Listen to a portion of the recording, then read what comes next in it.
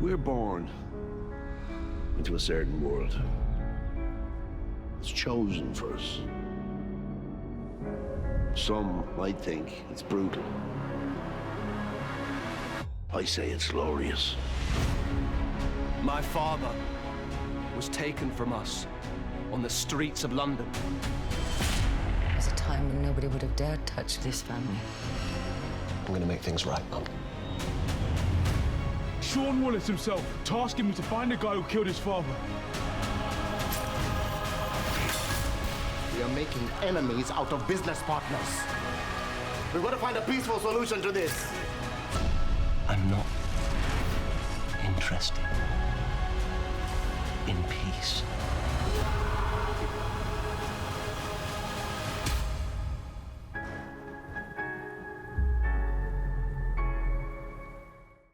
Welcome to BFI at Home. My name is Stuart Brown and I'm Head of Programme and Acquisitions at the BFI. I'm super excited to be your host for this special event that's going to take a look at the Sky TV all-action phenomena that is Gangs of London. In the real world, we run the UK's National Cinematheque, BFI South Bank, and as well as presenting classic and contemporary cinema there, television and other forms of moving image are an important part of our programme. Every year, we present a festival of contemporary and archive television with the Radio Times, and the Gangs of London event was going to be one of our flagship events of that festival this year. But obviously, the COVID virus came along, and we've all been in lockdown, and the cinemas are not open. But I'm delighted to say that we've managed to move this event into the digital space, and we're presenting this in association with the Radio Times, and with huge thanks to Sky TV. So without further ado, it's my very great pleasure to welcome our guest today. I'd like to welcome the creator and director of the show, Gareth Evans. Hey, Gareth. Hey. We have the action designer on the show, Jude Poyer. Hey, Jude. Hi. We have the star of the show, Sope Dirisu. Hey, Sope. And we have Lucas Ochoa, who is the series producer and the CCO at Pulse Films. So thanks for joining us, everyone, and thanks for giving us your time. I have to say that I was a really early adopter of the show. I think it came on sort of around quite soon after the lockdown. And I remember seeing the trails in Sky and thinking, oh, this looks interesting. Tuned into the first episode, and obviously from the word go, I was just kind of like, mind blown and excited. I have to say, I found it so exciting. The fact that British television was doing something this adrenaline kind of focused. And so Gareth and Lucas, can I ask you maybe to tell us a bit about the origins of the show? Like, where did it come from? Where was the idea for it? And what was the process of you taking an idea that's so bold and provocative in some ways and realizing it with a major partner like Sky TV? I mean, it really begins in a way. The origin story isn't really a game or anything like that. I used to go to Sundance with films, and first couple of times I had a film at Sundance, Gareth had Raid 1 and 2 there. And every time that was the ticket that obviously I needed to get. And I'd heard like some word about the Raid, and I remember like I remember actually fighting for a ticket. I mean, I remember like kind of getting it off someone or whatever it was, probably being a bit underhand. And then I remember seeing the film, and it was what you just said there, which was, let alone in television, things being adrenalized and being different or whatever it was. It's I've grown up an action fan and a genre fan, and I was watching something that just didn't have a precedent. I hadn't seen that. Like, I was a real student of all of it. I'd never seen anything like it. And so it was like a kind of big bang moment where you're at a festival and you realize that like there weren't going to be that many movies in Sundance, in my opinion, in that era that were going to be really, really significant in that way. And I was watching one of them, but I was making music documentaries, as you know, Stuart. And so I just had to go home and dream about it a bit more and all of that stuff. And then I think by the time I came back with, I think it was a Nick Cave film, I was a little bit more likely to be able to do something else. I saw the Raid 2. And at the same time, we had an option on a computer game, and it was called Gangs of London. And honestly, I think I thought that probably what I should do is just have something that said Gangs of London and then just pour as many just little ideas into it and try and get it to Gareth. Because I had this sort of hope that maybe he might just sort of look at it and think, oh, you know, like there might be something in this, there might be something in this. But it's that kind of vain hope that lots of people in my position often have. I think initially, I mean, the idea was obviously, I think way back when it was first pitched, it was like to be seen as a franchise of films. Yeah. Like there would have been like, oh, this will be part one, and then maybe a part two and a part three, and so on. And I remember when we took a look at it, because obviously, like on all things, one of the co-creators isn't online right now. He's with us, but he's not online right now. Is Matt Flannery, who is based in LA. And so Matt has always been like the guy who I send every first draft of every script I write to, and he gives me notes on that, and has constantly been like a part of my creative process. And so when I spoke to him, because me and Matt were in Indonesia at the time doing design work on something else we were going to make. And so while we were doing that, I think Lucas, you and Thomas came out to Indonesia to meet with us in a studio somewhere in Jakarta, where we were filming previs for something else that we were trying to set up at that time. Yeah. And I obviously, me and Matt had been discussing it, and we were both kind of like struck by the fact that one of the things that we loved about London was just how diverse it is and how amazingly cultural the whole city is, and multicultural it is. And, you know, the idea that you can walk down the street and hear 15 different languages all spoken at once is just one of those magical things that you see in London and maybe New York and very few other places else, you know? So it was something that felt quite global about it.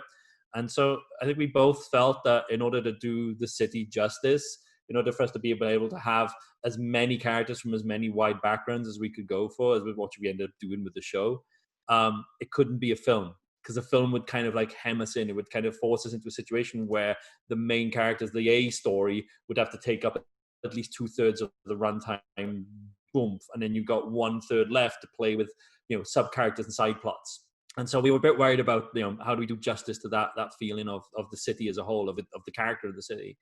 And so that's when we kind of we threw it back to you guys then, and thank God you guys kind of responded in a positive way. And the idea of it being long form, it being like a television show, so that you could have an episode where the first 5-10 minutes or something might go off in a different direction and be about somebody else.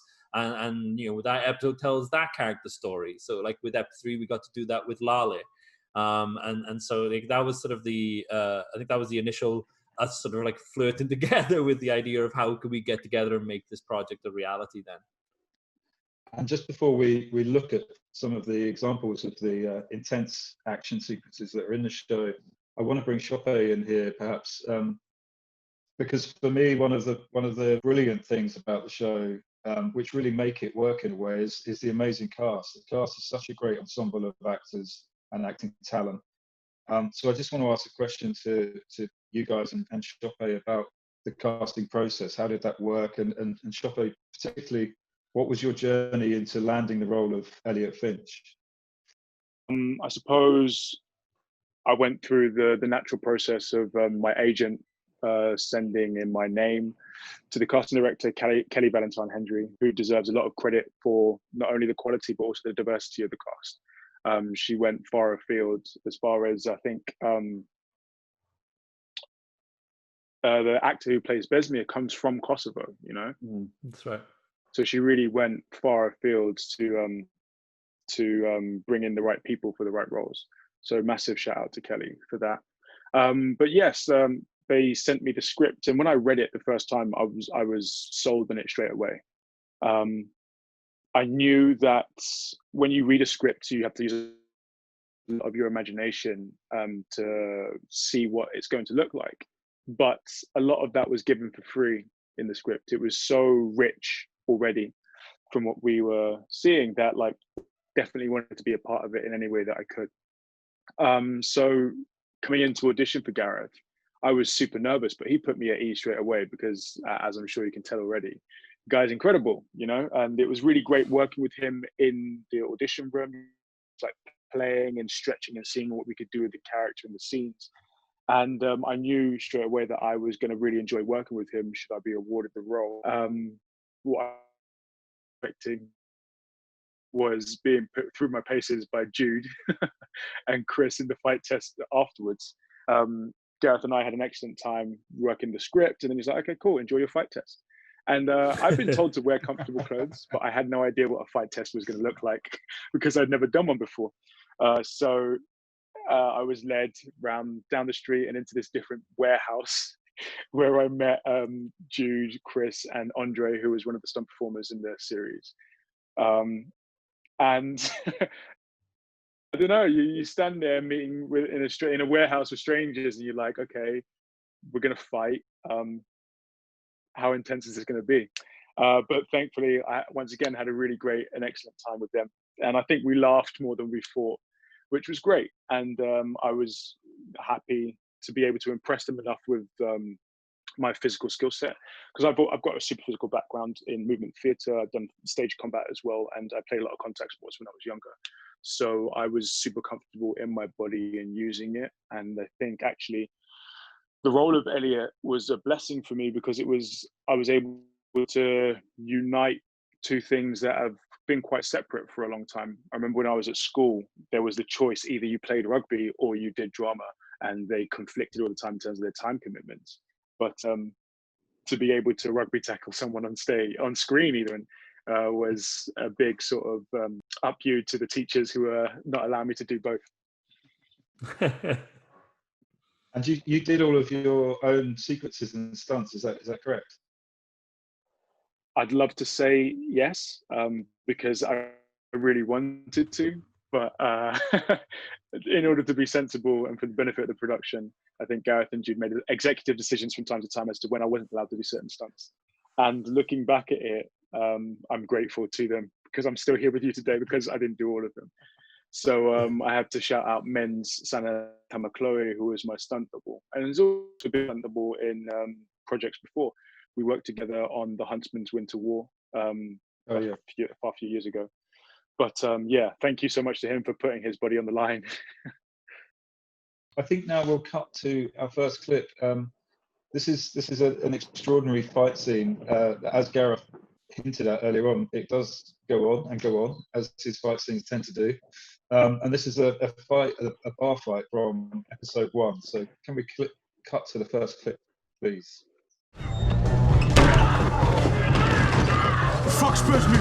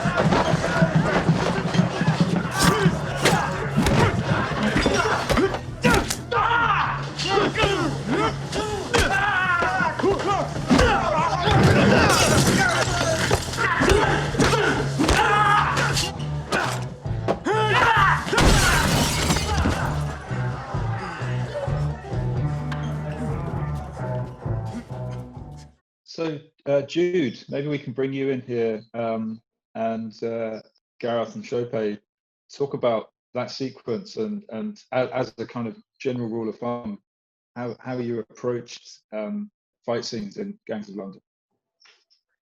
Gareth, do you want to go first?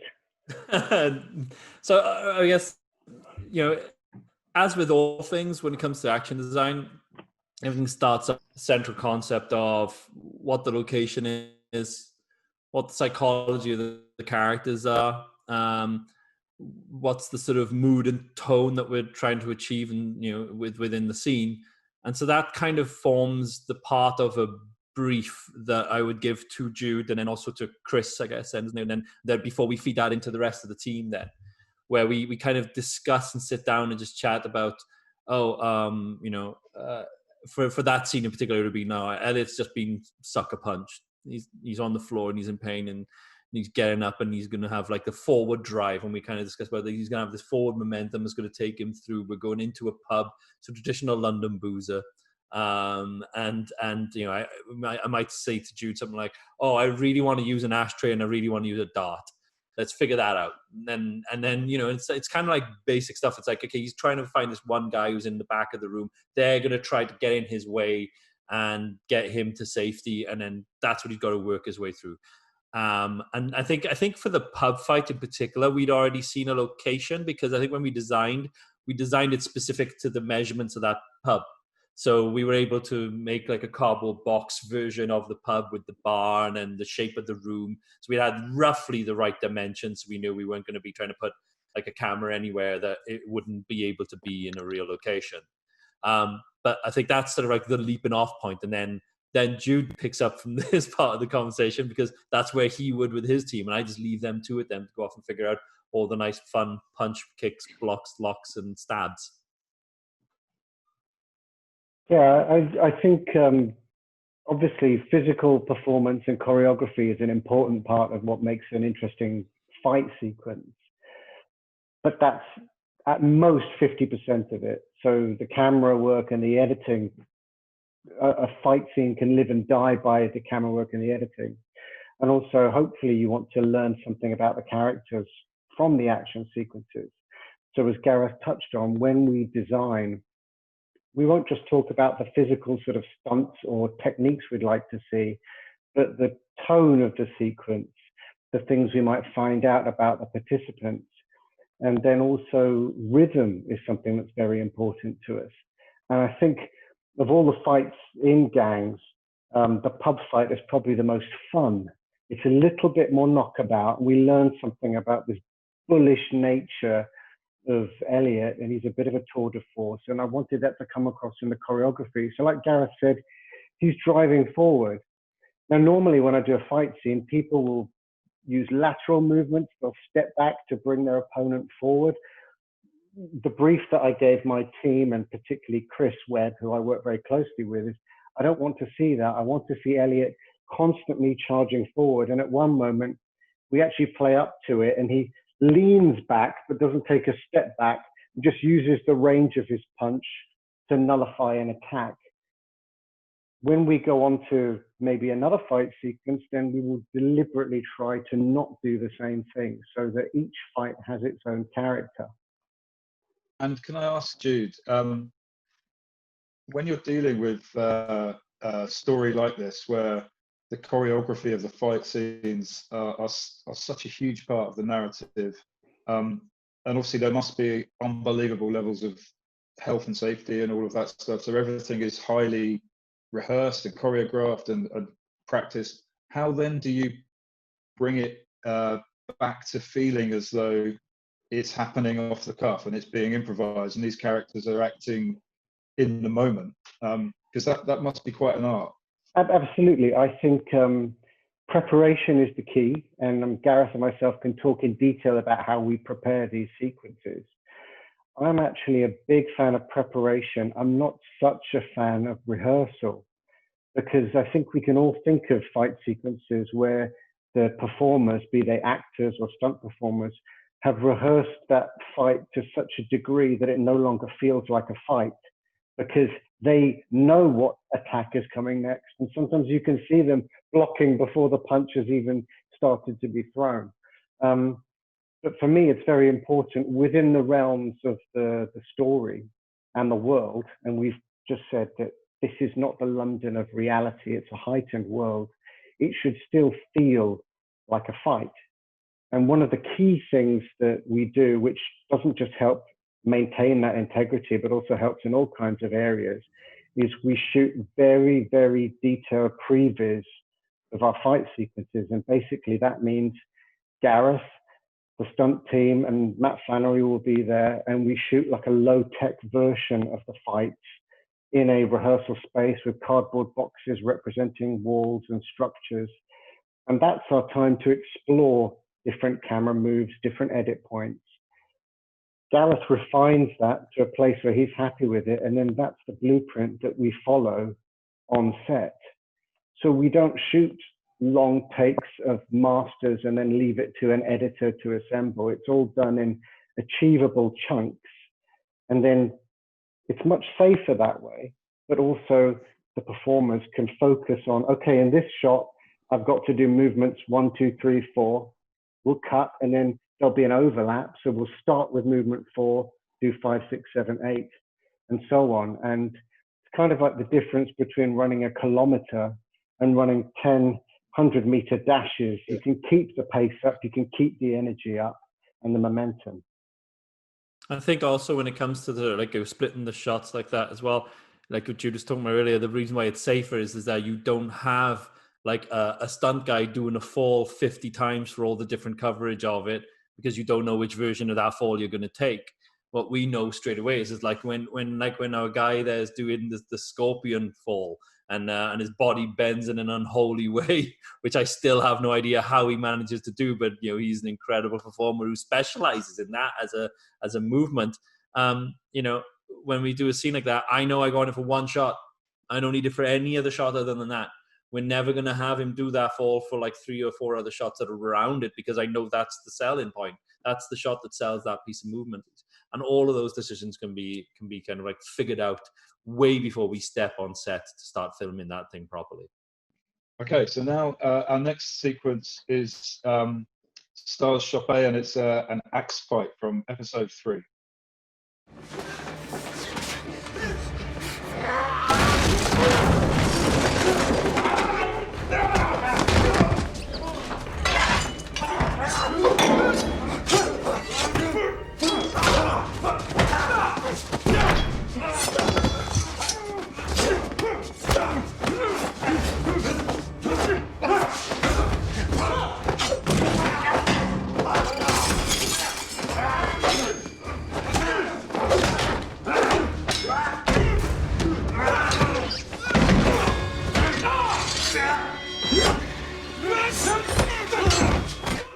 Sope, can I throw to you and ask you a question about in something like Gangs of London, where your character has a very, very demanding kind of physical aspect, which I'm sure is very rigorous. And I was wondering, actually, did you go home every night with lots of bumps and bruises over you? How do you manage that alongside the fact that in the whole show, I think your character is the one where you're carrying the kind of emotional narrative a lot of the time. Your character has this double world going on. Was it a very demanding experience as an actor? It probably was, but I think there is something about working on this production specifically, as well as, I don't know, because I really love my job, that makes it feel really easy to do. It is testament to the incredible work of Jude, Chris, the entire action department, and Gareth, in terms of how to create these dynamic and excellent fights, but also do it really safely, so that whilst we are doing little bursts of energy, we can do it over and over and again. We can throw those punches, we can take those punches, because it's all done so safely. And the camera work is masking a lot of those, well, the fact that we're not punching each other in the face. And I remember drilling that with Jude in the Kleber fight that happens at the end of episode 1, and just making sure a punch looks like a punch, because even though you're not punching that guy in the face, it's got to look like one, otherwise we won't believe this fight. But because of the specificity of the work, I was able to do that over and over again and not sustain any bumps or bruises or injuries. I'm really grateful for that. And just before I answer the rest of the question, watching that fight scene back, I'm still like dodging every time that axe swings through. Which, I mean, for someone who was actually a part of it, I'm watching myself on screen, but still feeling that peril, I think just speaks to the quality of the fights that we created in this series. I think one of the reasons I wanted to do a lot of the stunts myself was because I wanted to feel what Elliot was going through. I wanted to feel that fear. I wanted to feel the damage that his body was taking, because I think that informs a lot of his journey and a lot of the feelings he feels outside of fights as well, the things that he's risking and the stakes that are on the line for him. Like at the end of episode 1, whilst he is going there to continue his investigation, he can't die in that situation, not only because he doesn't want to die, but because it exposes his duality. Like, what's he doing there? He didn't receive that information via the Wallaces, so everything becomes a bit more complicated. So the coming out of that scene into the revelation of his duality with Vicky, I think having performed a lot of that fight brings a lot of that tension and a lot of that adrenaline into the next sequence. And but long story short, it was difficult, it was complicated to play someone who had two faces. But it was a challenge that I relished, and it just meant that I had to work even harder because I had not only the character's backstory, but the backstory that he was giving to other people. So working on two characters on one job was a blessing. I wanted to say something actually about the action as well in terms of those sequences. Is that because one of the things that most people don't realize is that it's the challenge to perform and to still maintain that character while also remembering where they are in the space of a fight sequence is incredibly difficult to do. So it's a real, minefield in terms of that. And you, Sope and yourself have mentioned the aspect of the cinematography. I think we'll use that to seg into our final clip, which is an absolutely breathtaking sequence, which is the house siege from episode 5. And I've got a few questions to pick up on about episode 5. Not just the sequence you see, but it's kind of the role it plays in the wider arc of the story. So can we cut to the clip from episode 5, please?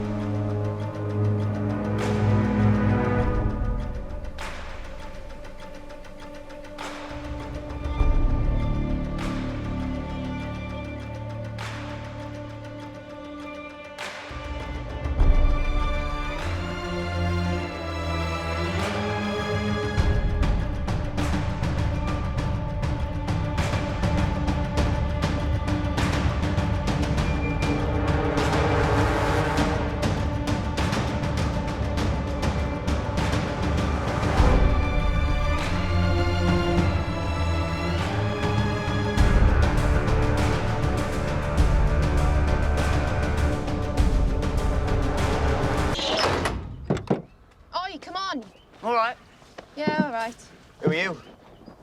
No one. New recruitment? Just passing through. Be gone by morning. Hey, what's all this? Are you fucking kidding me or what? Hey, you stop walking, old man! Evie! Not talking! I'm telling you now, son, if he drops my shopping, there'll be bloody hell to pay. He's with the boy. On.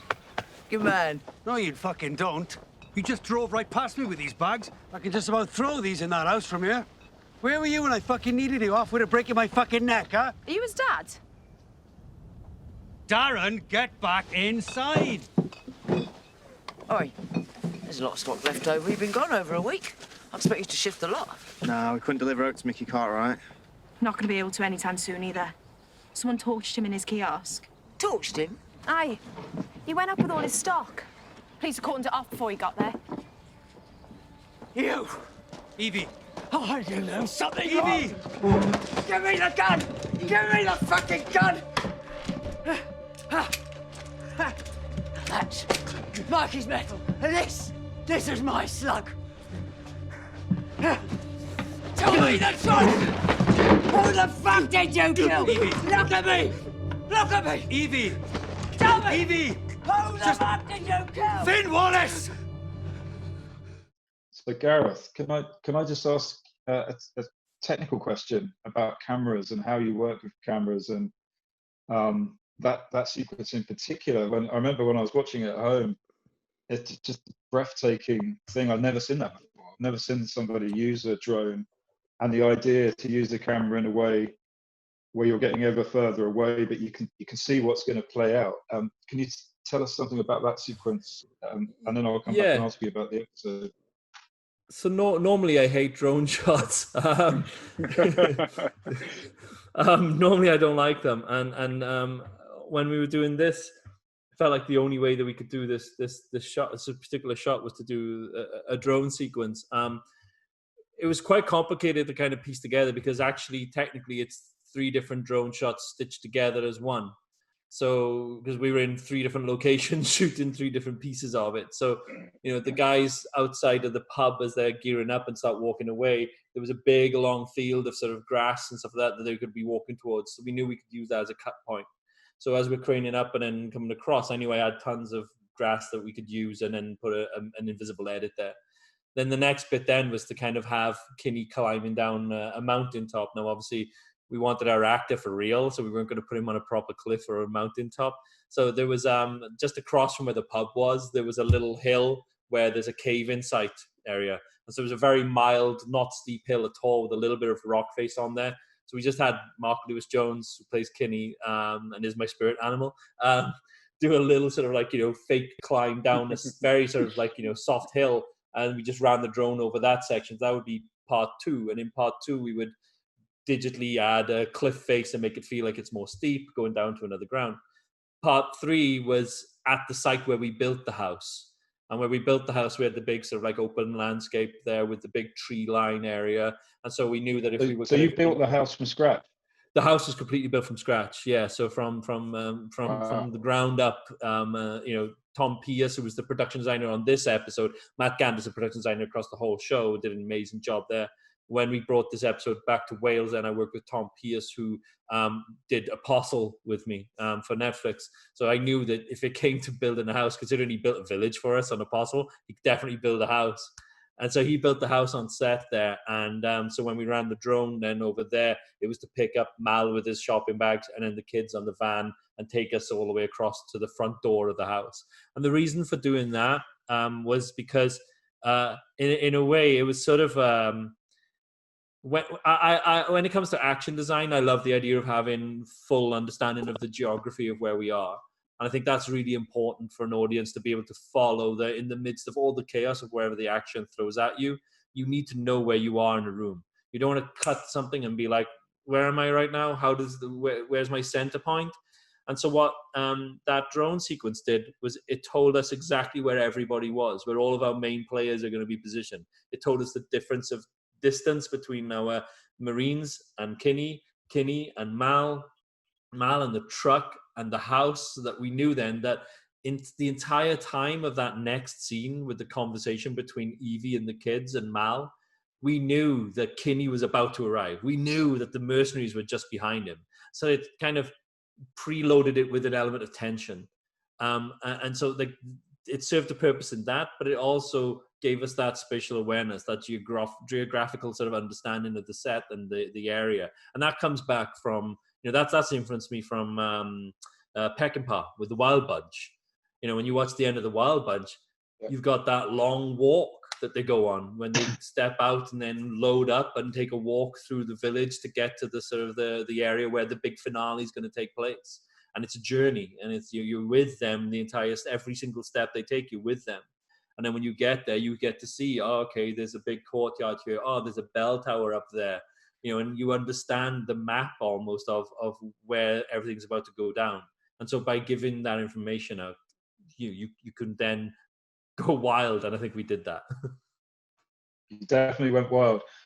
Just your reference to Beckenbauer made me think, actually, when I was watching the series, I kept thinking I'd seen little nods or references to other great moments in cinema history. Was that something you were doing consciously? Or could you say something about your influences? Were there little references, or is it more a general sense of the I think those genre that you're influenced by? I think those influences are kind of baked into myself and Jude's psyche. I think, you know, when we kind of like find little pockets of ideas, you know, it's all rhythms and sort of like whether it's to do with the camera movement or the edit or the action or how it's all presented. They all kind of like we both watch the same stuff. We both watch the same film, so we're both like, you know, we can talk endlessly about the squibs in Die Hard or RoboCop, and talk about the action sequences in what Peckinpah was doing, and then how John Woo kind of took that and leapt it even further forward. You know, we look at things like, you know, The Killer and Hard Boiled, and geek out over the same stuff. I mean, it's not just purely the action, but it also kind of kicked into the sound design. There's a sequence. There's like loads of little, like, you know, riffs and homages and references and trivia fun bits in that episode where when Mal's gun runs out of bullets, the sort of there's like a rattle sound of the gun as if it's still trying to motor through a bunch of empty cartridges. And you know, that is a sound effect that I remember talking to the guys at Bang Post who did the sound design for the show. I remember saying to John from there, I was like, oh, there's this amazing scene in The Killer where Danny Lee is shooting an AK-47 and it runs out and it goes chicka chicka chicka. I said, I love that sound. We have to find a way to recreate it, modernize it, put it in the show. And so, you know, it was like, you know, you draw influences from all sorts of things. And it's like, I don't know why I love those things. I don't know why I like the sound of it, the rhythms of it, the percussive quality of action that sounds like music sometimes, but it just resonates with me as an audience member when I watch those films. And so that's definitely left a mark on me in the stuff that I've wanted to make going forward then. And that episode in particular, I mean, it definitely was for me the John Woo Bullet Ballet episode. But it also, it was interesting because it took us out of London and it felt like a change of gear, and it kind of broke open the narrative for what comes next. Was that always in your mind, or was that a device that you'd kind of been thinking of? Yeah, I think it was always important for me that Ep 5 kind of like took us to somewhere else. There's the tradition of the sort of the mid-season episode. They call it like the one where you save the money. We actually did the complete opposite of that. Sorry, Lucas. But for me, it was something interesting because we weren't just playing with the world of it. We weren't just taking it to a different place outside of London, but we were also messing around with the timeline. So, you know, the beginning of episode 5 is technically just after the end of episode 2. And so, you know, the storyline picks up from there. It's Kinney waking up from the campsite after it's been decimated at the end of Ep 2. So we've kind of gone back in time. And, you know, by the end of episode 5, it's the teeing up of the timeline of what would have been the beginning of episode 4. You know, with the sort of, I've got another job for you, another son. Now they're going to go off and try to kill Sean. And so, you know, it's like, it's one of those things where if you retroactively rewatch episode 4, you start to kind of realize certain things and that are kind of playing on from what those mercenaries experienced in episode 5. So with Tova, when she sort of like stood in the hallway thinking about what she's going to do, she's not like nervous about trying to pull the trigger on Sean. Like, she don't give a shit about Sean, but she's still wrestling with the grief of the fact that she just watched her partner get vaporized outside a house in Wales, you know, which happens quite a lot in the valleys, you as you wouldn't expect. But but it was fun to kind of have that thing of the timelines playing around, but then also within the episode itself, also playing around with the timelines. And you know, I'm not going to pretend like we come up with this great idea.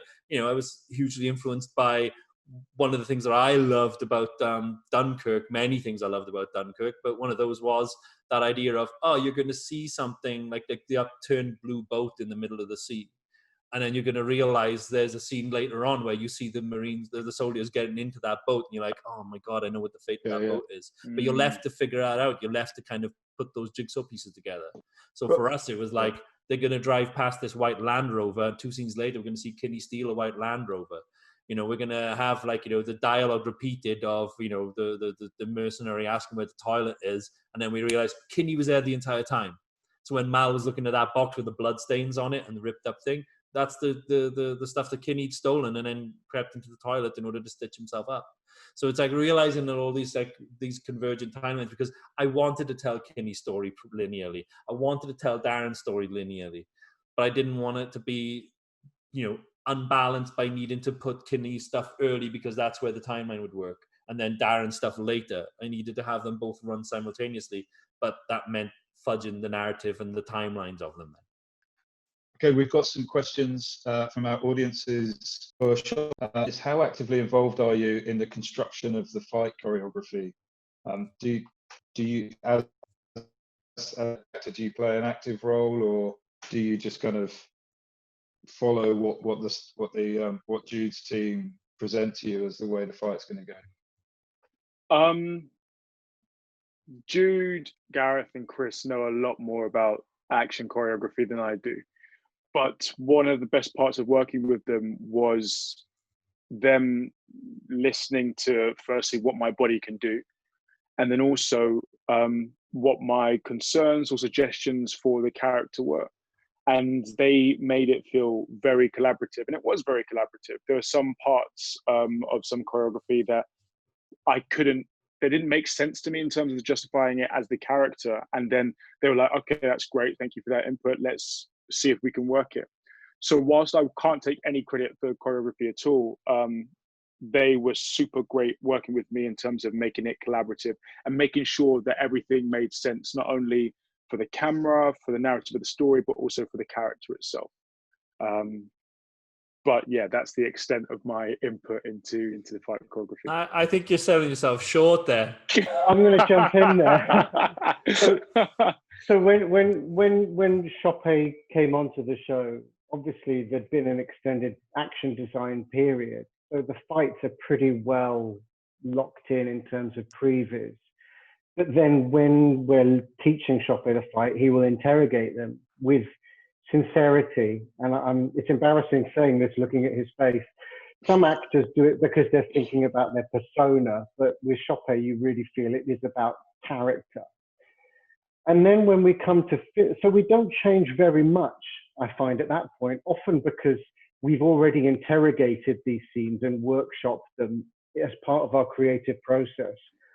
But when we come to filming, I find that Sope will add little character embellishments or little things that don't change the choreography, but just elevate it a certain level. So I remember in the pub fight, one of the Albanians has to grab Elliot on the shoulder, and Sope just did this move like a boxer with the shoulder to shrug the guy away and slightly throw him off balance.